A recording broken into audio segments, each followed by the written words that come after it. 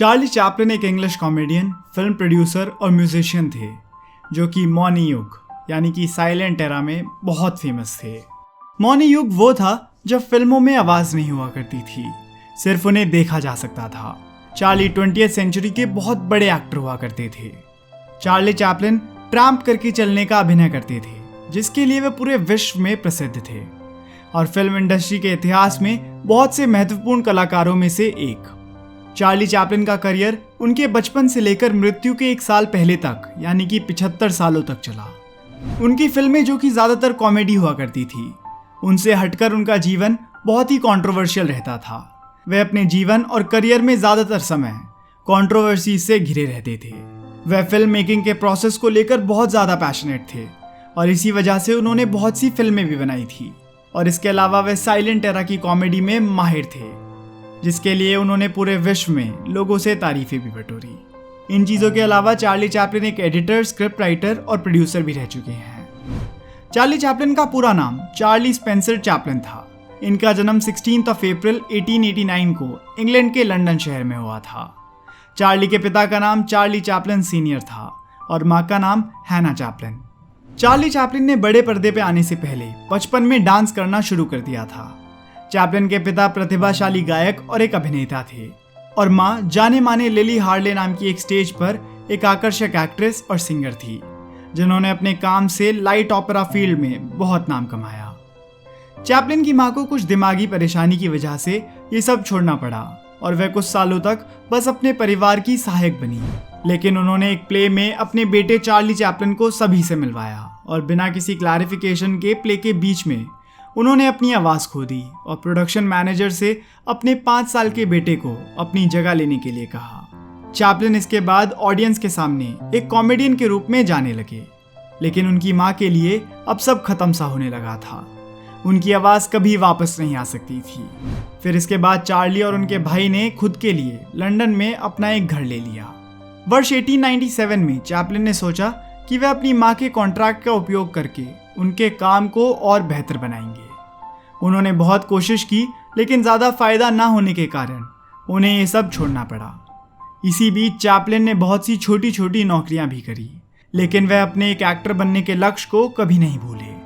Charlie ने 10 साल की उम्र के होने से पहले ही अपनी पढ़ाई को छोड़ दिया, क्योंकि उस समय उनके पिता की मृत्यु हो गई और माँ बीमार रहने लगी, जिस वजह से चार्ली और उनके भाई के लिए बहुत ज़्यादा ज़रूरी था कि वे अपने फ्यूचर को सिक्योर करने के लिए कुछ काम करें। जब वे 13 साल के हुए तब उन्हें एक बड़ी स्टेज के प्रोग्राम में प्ले करने का मौका मिला और शर्लॉक होम्स प्ले में बिली द पेज बॉय के कैरेक्टर की भूमिका निभाई। इसके बाद वर्ष 1908 में चार्ली ने वॉडविल में एक कॉमेडियन के रूप में करियर की शुरुआत करी, जिससे आखिरकार उन्हें वर्ष 1910 में यूनाइटेड स्टेट्स ऑफ अमेरिका की एक कंपनी ने अपने प्लेस के लिए एक हीरो के तौर पर चुन लिया। वह अमेरिका की जनता के साथ जल्दी ही सफल होते चले गए। विशेष रूप से उन्होंने अपने काम से बहुत नाम कमाया। वर्ष 1912 में चार्ली को न्यूयॉर्क मोशन पिक्चर कॉन्ट्रैक्ट को साइन करने का मौका मिला। वर्ष 1913 में कैमरा पे आने से पहले उन्हें वॉडविल की जिम्मेदारी को छोड़ना पड़ा और इसके लिए वे तैयार भी हो गए।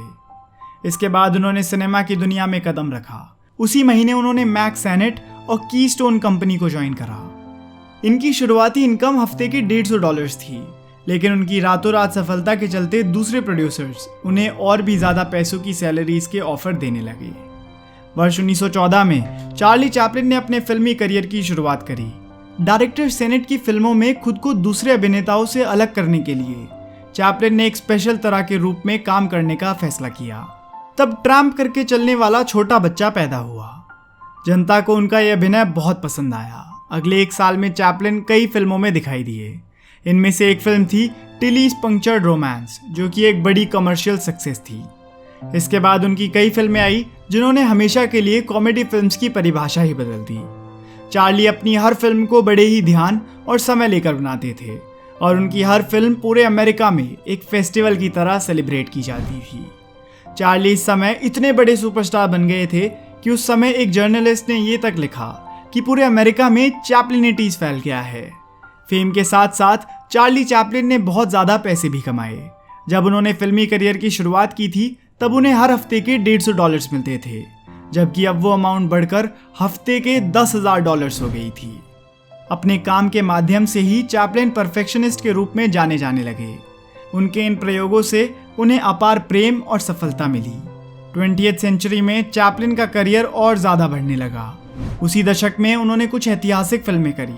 वर्ष 1921 में द किड, वर्ष 1923 में the Pilgrim, a woman in Paris और वर्ष 1928 में the film circus I. Chaplin इस फिल्म सर्कस को हमेशा याद रखना चाहते थे और इसी वजह से उन्होंने इस फिल्म पर बहुत ही बारीकी से काम किया। चार्ली चैपलिन की असल जिंदगी में बहुत से ड्रामे हुए, जिसके लिए उस वक्त की मैगजीन्स में बहुत ज़्यादा लिखा भी जाता था और इसी कारण उनके ये ड्रामे बहुत ज़्यादा प्रसिद्ध भी हुए। उनके अपने साथ काम करने वाली बहुत सी एक्ट्रेसेस के साथ प्रेम संबंध थे। वर्ष 1918 में चार्ली ने 16 साल की माइल्ड्रेड हैरिस के साथ शादी करी। उनकी ये शादी 2 सालों तक चली और फिर उनका डाइवोर्स हो गया। फिर उन्होंने वर्ष 1924 में दोबारा से 16 साल की अभिनेत्री लीला ग्रे के साथ शादी करी। इन्होंने चैपलिन के साथ द गोल्ड रश फिल्म में काम किया था और कुछ समय बाद वे प्रेग्नेंट भी हो गई, जिससे उनके 2 बेटे भी हुए। लेकिन चैपलिन और उनकी पत्नी एक दूसरे के साथ खुश नहीं थे और वर्ष 1927 में उनका भी डाइवोर्स हो गया। फिर इसके बाद साल 1936 में चैपलिन ने फिर से शादी करी। इस बार उन्होंने पॉलेट गॉडार्ड से शादी करी। वर्ष 1942 में उनका एक और एक्ट्रेस जोआन बेरी के साथ भी रिलेशन था। उनकी एक बेटी भी थी, लेकिन टेस्ट करने से पता चला वे चैपलिन की बेटी नहीं हैं। लेकिन कोर्ट ने उन्हें उस बच्ची के सामर्थ्य में पे करने के लिए ऑर्डर दिया। वर्ष 1943 में चैपलिन ने 18 वर्ष की उना ओनील से शादी करी। 3 फेल्ड मैरिजेस के बाद उनकी ये शादी सफल रही। इस शादी से उनको 8 बच्चे भी हुए। चैपलिन ने 1930 के दशक में बहुत ही रोचक और आकर्षक फिल्में की। वर्ष 1931 में उनकी फिल्म सिटी लाइट्स आई। इस फिल्म से उनको व्यावसायिक सफलता मिली और इस फिल्म में उन्होंने अपना खुद का म्यूजिक भी शामिल किया। वर्ष 1936 के आधुनिक समय में उन्होंने दुनिया के आर्थिक और राजनीतिक ढांचे की स्थिति के बारे में एक कमेंट्री की, जिससे उनको जनता की तरफ से बहुत अप्रिसिएशन भी मिला। चैपलिन एक बहुत अच्छे प्रोड्यूसर भी थे और उन्होंने कई सुपरहिट फिल्मों को प्रोड्यूस किया था। चैपलिन के बहुत सी महिलाओं के साथ संबंध होने के कारण उनकी अमेरिका की कुछ स्टेट्स में एंट्री बैन कर दी गई। वर्ष 1952 में यूनाइटेड स्टेट्स ऑफ अमेरिका के अटॉर्नी जनरल ने चैपलिन के विरोध में अपशब्द कहे। चैपलिन ने नाराज होकर यूनाइटेड स्टेट्स ऑफ अमेरिका को अलविदा कह दिया और स्विट्जरलैंड जाकर रहने लगे। चैपलिन वर्ष 1972 में आखिरी बार अमेरिका आए, जब उन्हें ऑनररी अकेडमी अवार्ड दिया जाना था।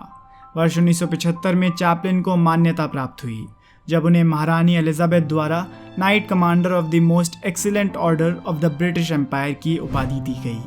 25 दिसंबर 1977 की सुबह स्विट्जरलैंड के उनके घर पर ही उनकी मृत्यु हो गई। उनकी वाइफ और अपने 7 बच्चों के साथ निधन के समय वे अपने बिस्तर पर ही थे। चैपलिन की मृत्यु के बाद भी वे कंट्रोवर्सी से ज़्यादा दूर न रह सके। चैपलिन का पार्थिव शरीर चोरी हो गया और 2 आदमियों ने उन्हें स्विट्जरलैंड में जिनीवा झील के पास कब्र में दफना दिया था। शरीर को वापस करने के लिए उन 2 आदमियों ने उनके परिवार से $4 लाख की मांग करी। बाद में उन दोनों को गिरफ्तार कर लिया गया और 11 सप्ताह के बाद चैपलिन की बॉडी उनकी फैमिली को लौटा दी गई। अगर आपको ये वीडियो पसंद आई हो तो आप इस वीडियो को लाइक करके हमारा मनोबल बढ़ा सकते हैं। और दोस्तों, अगर आप ऐसी वीडियो पहली बार देख रहे हैं और ऐसी और वीडियोस देखना चाहते हैं तो इस चैनल को सब्सक्राइब कर लीजिए, क्योंकि मैं आपके लिए ऐसी वीडियोस लाता रहूँगा। धन्यवाद।